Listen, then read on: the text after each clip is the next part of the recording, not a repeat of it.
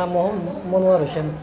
Printing press, বেশি সব বই ছাপা হয়, প্যাড, ডাক্তারি প্যাড, মেমো, ম্যাগাজিন, ধরনের সব প্রিন্টিং আগে যতগুলো আছে সব আমরা এখান থেকে পাই।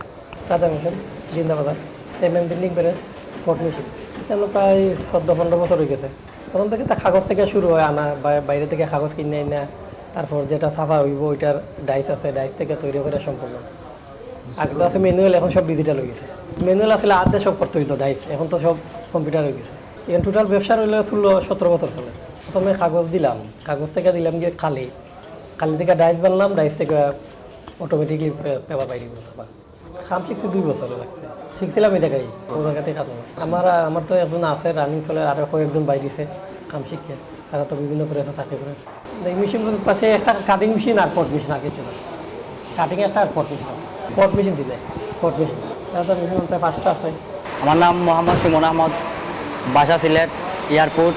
কেন আমি কাজ শিখতে আইছি, এই যে সাফার মেশিনের কাজ শিখতে আইছি।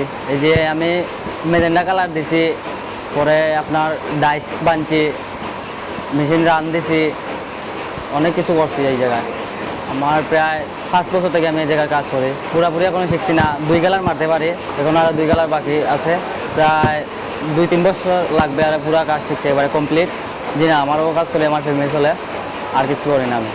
আপনার 10:30 থেকে আপনার 8টা পর্যন্ত। কালার মিক্সিং আমরা এবারে ডাইরেক্ট ঢাকা থেকে কিনে আনি।